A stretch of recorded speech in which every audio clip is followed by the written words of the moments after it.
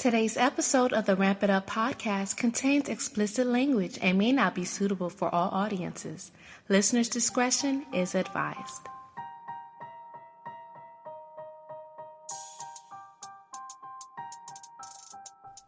Ladies and gentlemen, you are listening to the Ramp It Up podcast with your host, Ronell Sinuis.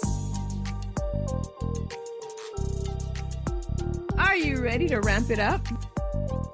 Ramp it up, ew! Hey, yo, ramp it up, B. Girl, ramp it up! Ramp it up! The Ramp It Up podcast. Hey, you need to ramp it up. Ramp it up. Welcome back for another episode of the Ramp It Up podcast. I am your host, Ronell Sinus, and it's been a long time coming. I had the chance to meet this guest back in 2020 when everything was all shut down and we went all digital. But Ian Reuter, he's a cool guy, another amazing wheelchair user. Ian, say what's up to the people. Hey man, how's it going? It's good to be here with you. Finally, like I told you before we started recording, it felt like, this has been a long time coming. We've been emailing, texting, but this is our first time actually virtually, quote unquote, face to face. Well, not all of us can go up to the orbit and be doing all this world traveling and stuff. So some of us are just down here working day jobs and trying to keep it together. And just for the folks that don't know, I attribute it to Ian because when I first started getting involved, or even found out about the United Spinal, Ian was one of the first ones I was like, yo, let's do a segment on you in the New Mobility magazine. And I was super nervous. I was like, there's nothing to talk about. I'm just Ronell. But from there, it was a great article and things have just started snowballing from there. So I got to give credit where credit's due. I mean, don't leave out the best part of the story, that we made you a sexy cover model. I know, I love it. I have 4 or 5 copies. I shared with my family and friends. I'm on the cover. It's better than GQ magazine or being on the front of Sports Illustrated. New Mobility. This is dope. I mean, to be honest, we tried to get the centerfold, but we weren't comfortable with that. So, but maybe next time. All right, just a little bit of background on Ian. Ian Reuter is the editor-in-chief of New Mobility, the longest-running, most trusted magazine and website for active wheelchair users. A quadriplegic himself, Reuter joined the New Mobility team in 2011 when the magazine was purchased by United Spinal Association, a nonprofit focused on mobility-related disabilities.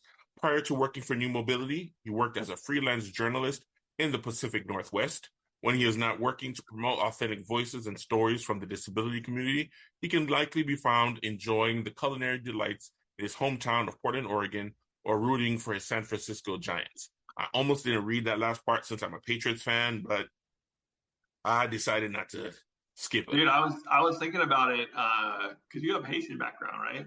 Yeah.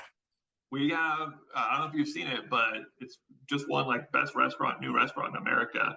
It's a dude I know who's a chef who's Haitian, and it's Haitian cuisine, modern Haitian cuisine, and he's the hottest place in America right now here in Portland. And it's super freaking good, man. If you ever come out here, I'll take you. What is it called? It's called Kann, Kann. I'm gonna have to look that up. That sounds yeah. dope. You look it up. His name's Gregory Gourdet. He was on Top Chef a few times, and he's done a lot of media stuff. A really nice dude who lives here. Amazing restaurant. Food's sensational. I always joke around that Haitians that end up places outside of the norm of New York and Florida end up getting lost somehow. In Portland, Oregon. What are you doing all the way over there? But that sounds cool. He's putting it on the map. He's putting it on the map, man. We've had so many people from Haiti visiting, dignitaries and stuff, and yeah, it's really cool. Wow, that sounds dope. Well, okay. One more thing to add to my list of reasons to visit Portland, Oregon. Dude, I got a bunch more for you for another phone call. All right, I'm with it. So, I read the bio, but I always tell folks the bio is just it's barely a percentage of who the people I get to have on this podcast are. So let's get in your own words who Ian is, and then we'll talk a bit about your background. I'm just another dude out here trying to find some useful purpose, and I'm fortunate that I got a job I really like, and New Mobility has been a great outlet for me. I was a writer before that, reporter before that, and this is a way to learn and contribute and meet other cool people like you. I'm constantly in contact with interesting people and learning what they have to learn, and hopefully connecting them with other people who have, similar interests. And, I really value that, all those relationships, I'm just another guy trying to make it out here, but trying to stay healthy as a quad. I've been a quad for 25 years now. So it's a long time, and to be as independent and happy as possible. And all that stuff keeps me pretty busy. I would say that, I love the fact that you sound so humble about it, but you're doing a lot of great work and in the community, bring a lot of attention, a lot of education to those of us who have not been injured as long as you. And we were just talking about it before that, your wealth of knowledge, and even that you attributed just to the other people you've interviewed and your friends, but people like myself who use New Mobility as a resource, we really appreciate it. Well, I feel like a responsibility there, because the magazine's been around. It's, now most people I think go to the website. We still have print and digital editions, but a lot of people go to the website. But the magazine's been around for almost 35 years now, and the people who came before me did an amazing job of building something that was unique and really important. And I had a long time to learn from them and kind of watch that stuff. And I want to keep that going and keep it so that it's something that people like you and my other friends can rely on for good information. And I feel that, so take it very seriously. And again, for those of our listeners here, if they're not, if they haven't had the opportunity to check out New Mobility, I think it's amazing. I get the email updates every week. I'm always checking out the articles, and I've gotten great ideas from there. That's how I started working for Fable, in fact, because I was like, oh, cool, let's check this place out. And, employment or just different life hacks that you use post spinal cord injury. So definitely check out the New Mobility magazine. I'll put a link in the episode notes, of course, to the website. So now give me a bit about your background, where you're originally from, growing up, and of course, if you don't mind, getting into your SCI story. Yeah, man. I grew up in San Francisco, in the city. I'm not one of the people that said I grew up in San Francisco and actually lived outside the city. I lived in the city. I lived there until I was 17. And then I moved to Oregon, to Portland for my senior year of high school. And graduated, went out with some friends on a road trip for the summer, and rolled a vehicle, no fault, just unfortunate accident, collapsed on me, gave me a C5 spinal cord injury. That was 1998, right before my 18th birthday. So been in a chair since then. Been in Portland since then. I still live in the same place, but took me a while to figure things out. And went back to school, got my degree, got my graduate degree. Worked, like I said, as a freelance writer and journalist for a while, and then luckily ran into someone from New Mobility at a advocacy event. Said, "Hey, I'm a writer. Maybe you guys could use my work." And they took a chance on me, and I did a really crappy job on a terrible story about something that I had no idea about, and they somehow were nice enough to bring me back, and the rest is history. That's funny, but hey, it's all about chances, right? Yeah. If you can, was journalism always the direction you're interested in going in, or was it something that happened post-injury? No, man. Before my injury, I was supposed to go to Georgetown, and my plan was to go into foreign service, and I was pretty excited about that. And then when I was injured, I was in pretty bad shape for a while. I didn't go straight to rehab. I lost 60 pounds, and just not very strong. I was on a ventilator for a while, and they told me I'd be on a ventilator forever. I was like, I can't go to Georgetown. That's just too far. I don't have any family or support there. I don't even know. I don't even know how to do it. So a year after I was injured, I went to Cal Berkeley, where they had a really good disabled residence program, and I was going to do that. And then I got a really bad pressure sore and had to withdraw. right after school started. I had to have surgery, was in the hospital for a long time, and then came home even weaker than I had been. And it was like, I don't know, I can't go anywhere, like, I don't do anything. But my parents like, you got to get back to school. So I started taking classes at the university here at Portland State, which was real close to where I live, and figured out I could do it. Ended up doing that for my whole undergraduate while I was there, just kind of trying to figure out what I could and couldn't do. One of my friends got me involved with the student paper, and I really enjoyed that and started as a copy editor and moved up to writing and editing, and then took over a couple of sections as the editor and had a column, and I just found it really rewarding. And that's what got me into journalism and writing. I was fortunate that the stuff that I did there was good enough that, newspapers and magazines would take a chance on me back then because I was pretty raw and young. But I got a lot of work out of that and did that full time pretty much for about 4 or 5 years before New Mobility. We'll be back after a quick break. I'm Tom. And I'm Ian, and this is Drinking with Tom. Join us every week as we tackle interesting topics while drinking our favorite libations. It's Drinking with Tom. We drink things, we learn things, and we talk about things every week, so listen in.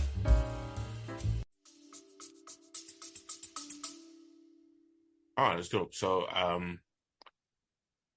as far as writing, like, was it something you did early on in life, or you just, again, just the fact that they got you involved with the school paper? I mean, I remember being in elementary school and you get those big tearaway sheets of paper where you like draw a picture and you write like on the giant lines what's going on. And I would fill those things out and just like, telling stories and writing crazy stuff. I love that. But I think in high school, I was intimidated by journalism. Like I knew people who did it, but I was like, those are like smart people. Like, I can do that. But I read a lot and I loved to write. I read the paper every day, read a lot of other stuff. I knew what good journalism looked like. And it was kind of intrinsic to me. And I was a good writer technically I had really good teachers. So I think the combination of that made it a pretty smooth transition for me. And it's a constant learning process, man. Like I make no bones. I'm not like a great writer or anything, but I'm competent and always getting better at it and trying to learn new things. So I'm fortunate. There's people in New Mobility taught me a lot about how to be, brevity being the most important thing and kind of being concise and to the point. I think my writing has gotten better and there's always room to get better. So. And I would say you mentioned the pressure sore. What a lot of people who don't know about spinal cord injuries or people with paralysis of any sort, I don't want to say it doesn't suck because it sucks, but I think it's the other issues that surround it that makes it the worst, whether it's infections, the pressure sores. Those are the things that really, I think, mess up our day-to-day activities. Like yourself, like my first year, I had really bad pressure sores, had to do 2 rounds of debridement, and then it knocks you out the game for like 6-7 months, depending on how long you're healing. So I think the complications that surround the injuries sometimes are more severe and life-threatening than the injury itself. Yeah, man, I'll be honest with you. I haven't lost any sleep about not walking in a long time, but I'll lose a lot of sleep over a bunch of other health issues. And if you could tell me tomorrow that I could have all those things cleared up with the trade-off that, never walk or anything like that, I'd take it in a second. Like that stuff is way more draining. Yeah, like we were speaking right before we started recording, like, whether it's catheter issues or like you have to tiptoe around everything you eat and drink and make sure you're not sitting too long and changing positions. And I mean, those are the little things, of course, that, we can't expect everyone else to understand, but they really do affect our day to day. So, and you said that you had to withdraw in the beginning, like, did they understand that these are some of the health issues that you're dealing with? And have they continued to, I guess, interrupt parts of your career, or are you saying you're managing a bit better? I mean, the pressure sore was a freak thing.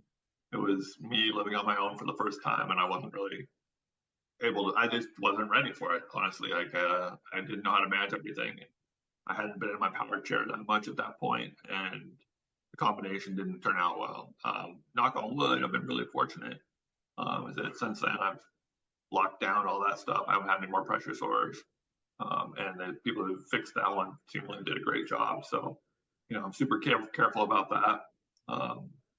And yeah, I hope it stays strong for a while. Other issues, I've always got nagging issues and things that are, causing problems, but, I'm able to work full time and, for the most part, live my life with limited interruption. So. All right, it's good to hear. So now, as far as your actual college career, we're talking about the 99, 2000, where technology was nowhere close to where it is now. Can you tell us a bit about how you were able to adapt using assistive technology? Did you have an assistant, or how was that journey like, especially compared to what we see now? It's funny, man, thinking back to it, because when I eventually made it to rehab, which was 98, my parents were really big advocates for like technology being a way out, because we all thought I was going to be on a ventilator and unable to move my arms. And it's like, how are you going to make this work? Like, what's going to let you do stuff, and contribute? And my parents pushed really hard on the technology stuff. And I remember in the rehab facility, because my parents pushed so hard, like, well, we have some dictation software you can try out. And it was in this like back closet off the gym that had boxes in it, and like nobody went in there because that wasn't what they were focused on. And it was the old Dragon Dictate, which at the time was like thousands of dollars. Like it was like the most expensive software, and you had to run it on like 10 CDs, to download it because it was so big, and to train it for hours, and it was really clunky and slow. And I messed around with it, and I was like, man, this is terrible. Like, it kind of works, but I don't want to be doing this. Like, and I always was kind of looking for better things with dictation. And, I remember I went to another hospital, and, we got a laptop early on, and we were trying to get Wi-Fi when Wi-Fi was just starting. But we were like, when you had to use like a cell phone to do it, we'd dial up on the cell phone and connect it to the computer. It was just crazy. But trying to like get connected and figure out like accessible solutions that I could use. It's always been a battle, and it's crazy now to think how easy some of those things that were so hard then are. Like dictation has come so far, and accuracy so much simpler than it was back then. And yeah, just being able to chat with you like this, two quads face to face doing our thing, like couldn't have done that back then. It is kind of wild thinking about it, because I remember like 1998, like up until then, it was just like Oregon Trail and the very, very basic Microsoft Word, with the little paperclip assistant. To now, I gotta interrupt you. I gotta get you on right. Oregon, not Oregon. You can't be one of those guys. I didn't even realize it. The Oregon Trail. Okay, there you go. I got you. Now you're good.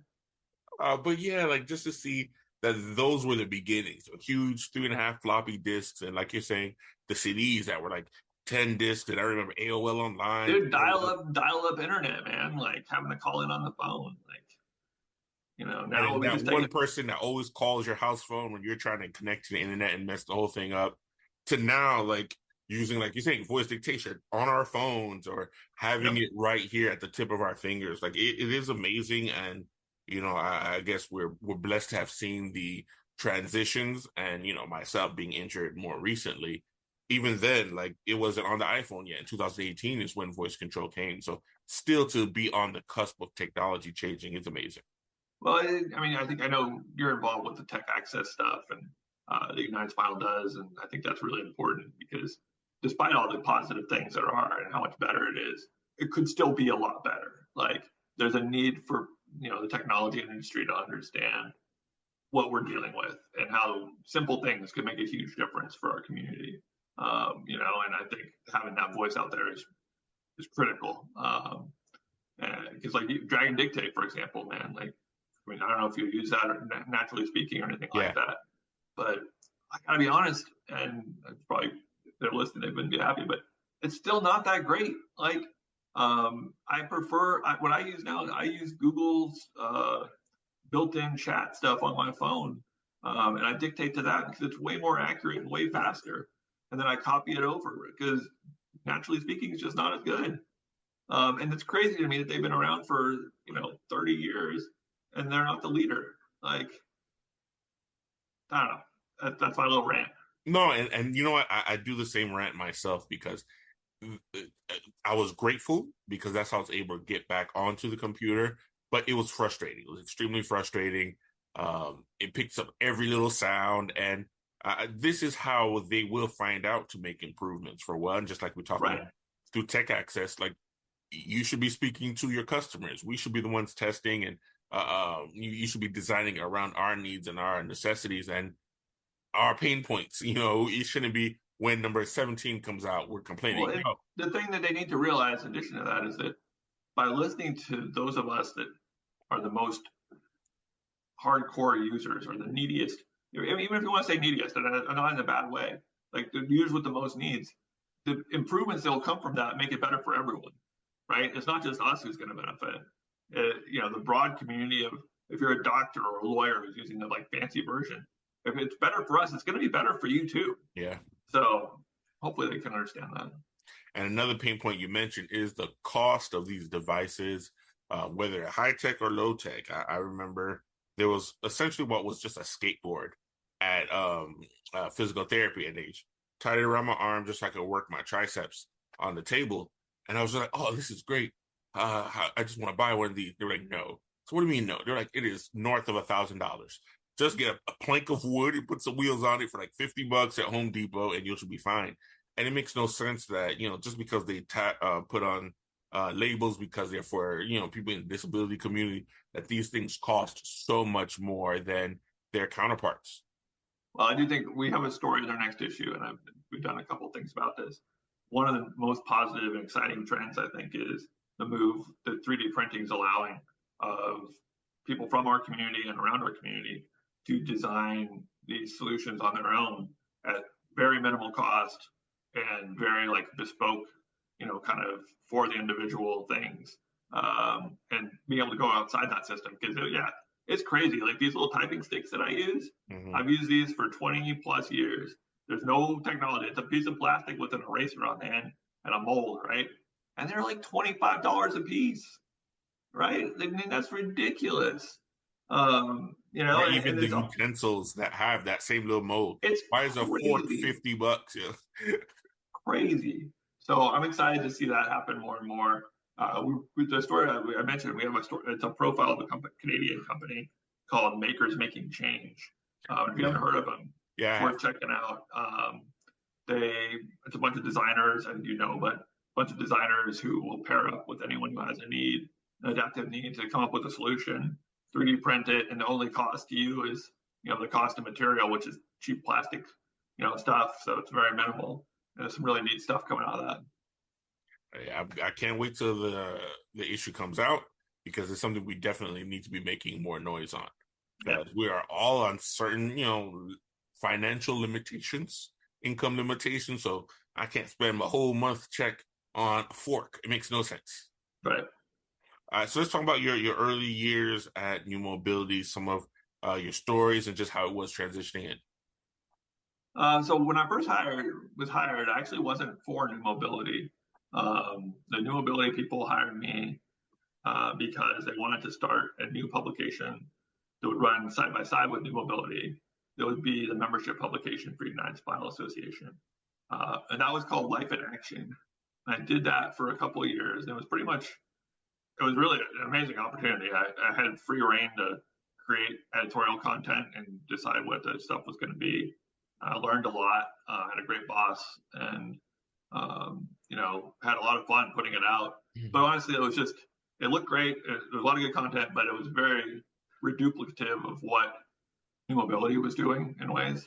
And so wisely, I think people decided to fold it into New Mobility originally as like a mini section, and then basically just in total, it just kind of disappeared, which was fine. And that's when I moved over to work more with the team on New Mobility, and kind of worked my way up there. Started doing like copy editing and writing, and then moved up to be an editor, and then just became the editor overseeing it. And then a couple years ago became editor in chief. So It's been a real growth process, and learned a lot. Had a lot of fun. So now, like, let's be honest. In our day and age, very few people read. And read, I'm not gonna lie to you. Like, I'm an avid reader. I've always been. Like, my Kindle app is so full. So I've always been into reading. But, we grew up in a time where we waited for the Sunday newspaper. You look at all those books behind you, man. I mean, you got a lot of books. So, but it's not the same. And it's not to say anything negative. It's just because of social media and YouTube and things like that, the landscape and how people absorb information has changed. What does New Mobility have planned to kind of address that while still keeping its identity for those of us who still enjoy the format? Well, I think you've hopefully noticed that some of those changes have been being put into effect the last couple of years, and I think it's going to get better and better. We've moved a lot of our focus away from just the monthly print that it used to be. We're now bi-monthly in print, and that allows us more flexibility to do web content and web first content. We've promoted and brought up Seth McBride to be the director of our digital content. He's done an amazing job of figuring out ways that we can have fresh content on the website always, which, we're a small group. It's not like we have a big team of people who are putting stuff out all the time. So, it's tricky and it's a lot of work and everyone has to kind of go constantly. But Seth's working on more video content and more things that are web friendly, more immediate kind of news coverage and analysis there. I think that's really beginning to show through. We're still working on the print. I care deeply about the print. I'm like you. I'm someone who likes to have something, to read in my hands or my Kindle. And I think there's something about print that you just can't translate to the web. It's just different, not better or worse, but just different. And I like it. So, for the immediate future, we're still going to be there. But, as things change, we're evolving with it. I'm looking forward to seeing like New Mobility Instagram videos, and I'm not really big on TikTok, but for the younger ones who are getting more involved, and the reality is, as much as it is, the world is changing and it's advancing and evolving, there's always a place for, I think, print, because there's a nostalgia to it. And for me, like, of course, it's not the same leatherback and turning the page experience, but it's something about seeing that cover and turning the pages and going through it that it just feels more official to me. Yeah. Well, and I should mention also, we're super fortunate. Teal Scherer does our social media, and she's been just a godsend. If you don't know Teal, she's a really talented actress. Did a great web series called My Gimpy Life a few years ago. That's, I think, all available for free on YouTube, and highly recommend. Actually, legitimately funny disability content. But she does all of our social stuff and has really made our Instagram pop and built quite an audience there with back and forth. So that's been exciting to watch too. All right, so you're definitely gonna have to connect me to her. You'd love her. She's great. All right, cool. Now we're in September. It's Spinal Cord Injury Awareness Month. So I want to know, what is New Mobility putting out about Spinal Cord Injury Awareness Month? And of course, you personally, just for our listeners, what can they do on their behalf, to bring awareness around their own injuries or disorders? I mean, I'm going to be honest with you, we don't have anything special planned for it, because I think for us, every month is Spinal Cord Injury Awareness Month. We're on that beat 24/7, and everything we do is about raising awareness and educating, helping, and trying to provide stuff for our community. So I think when the month rolls around, it's like, we're so deep already, that it just kind of is what it is. For other people who are looking to get involved, I just encourage you to do exactly what you've done right now. Just find your venue, podcasting or, writing or video, whatever it is, man. There's something out there that you're good at, right? And get it out there, tell your story, find other people who are interesting, and find issues that you're excited about. I don't think you don't have to be around spinal cord injury all the time to be a spinal cord injury advocate. You don't have to want to talk about all the, health stuff and policy. Just got to be out there living your life and like be a positive force for, showing that this is doable, and it's not, like you said, it's not all rainbows and whatever, but it's real, and we're making it happen. So that's one of the things I really like about reading New Mobility. It's not like it's just some science mag that's talking about T1 versus L3 and all the autonomic dysreflex, all of the medical aspects of it, or even only the policy related aspects of it. But it goes into people's individual stories. It talks about, hey, how you're living, and it comes from a very real point of view. I tell people all the time, I'm like, look, I smile because I enjoy smiling, but it's not always, like you said, rainbows and flowers. Like, it's not always a great day. Sometimes we feel crappy, Sometimes I just spend a week in a hospital dealing with the UTI, but the reality is we get back on literally the wheel and we live life, and, we do the best that we can, and, we enjoy it as much as we can. Totally. And, I think people need to understand that it's not easy to get that across to people, because, our society sees things as either you're fixed and normal or you're broken. And, there is no normal, man. Like, that's what 25 years has taught me. Everybody's got something they're dealing with. If you're not disabled now, you may be disabled at some point. If you're not, don't consider yourself disabled, you probably got stuff that's disabling you're trying to figure out. We're no different, man. We're just, we got our own set of challenges, and I appreciate the community that we have and how we can support each other. And I'm constantly learning from it, trying to do better by it. So I'm glad to hear it. And it's something that, again, I want our listeners to understand. We talk about it a lot here on the podcast, but community, it's a big thing, because one, there are many of us who unfortunately choose to just stay home.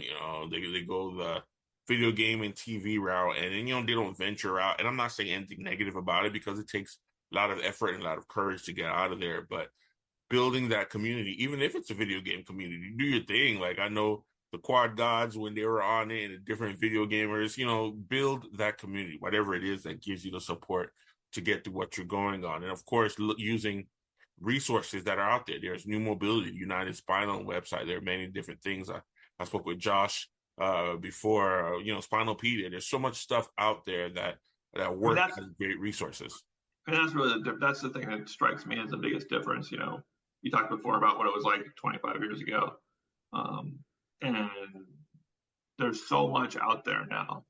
And it's so easily accessible that if you want to learn and educate yourself or be connected, whatever you want to do, it's easier now than it was then. Now, there's a lot of things that have changed that aren't good.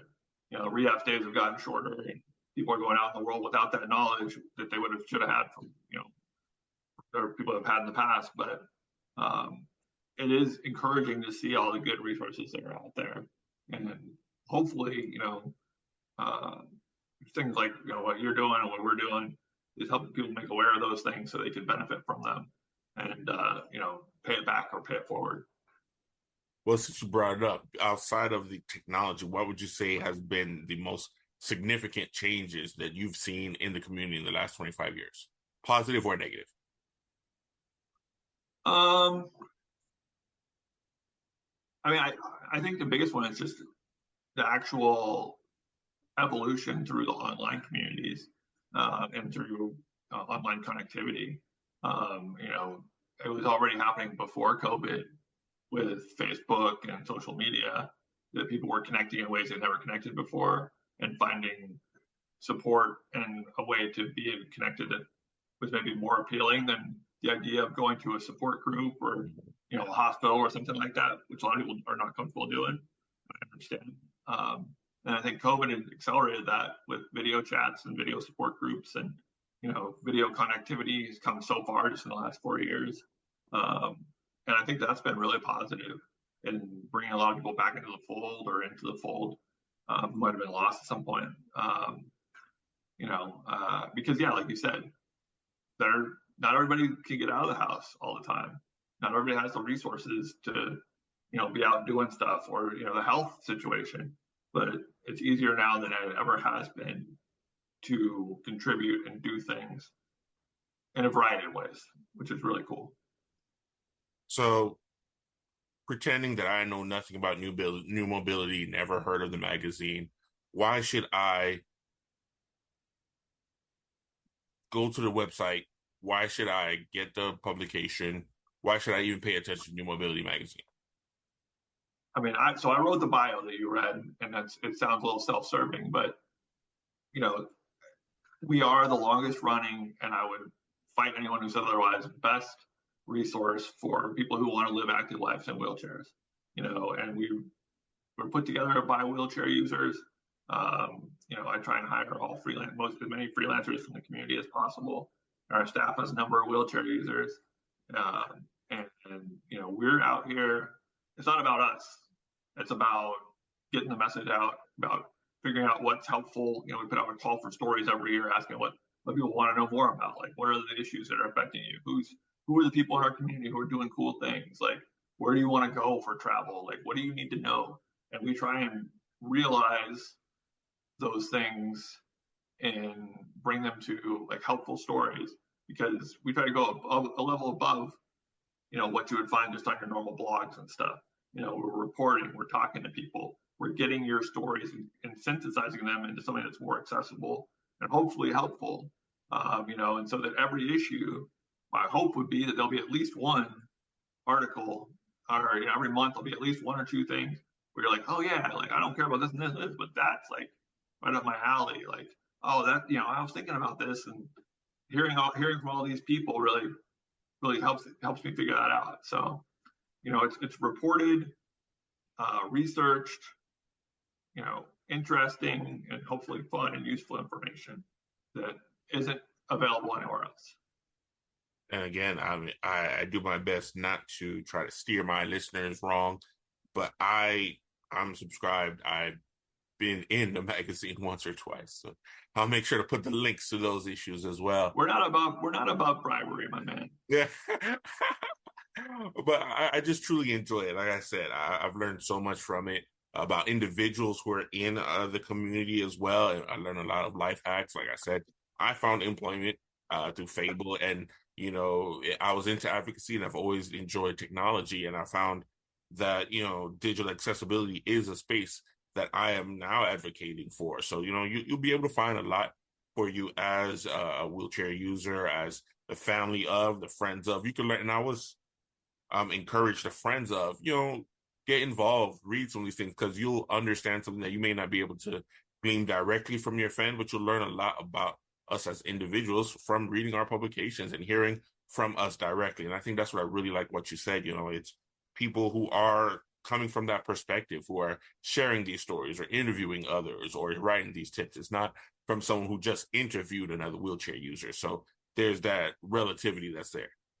Yeah, it's the authenticity, man, and it's also, I think, a genuineness, and that, like, obviously you're an exceptional dude, but the interaction that you and I had initially is representative, I think, of how I would want our whole team to interact with anyone coming in from the outside, and that it's like, okay, like, this is a member of our group here, right? This is our tribe. Like, I want to help this person in whatever I can. And whenever we get a cold email from someone who's asking for help, or, looking for a story or a response to a story, we follow up with all that stuff, man. It's personal, it's more than just a website or a magazine. I think the legacy stands tall.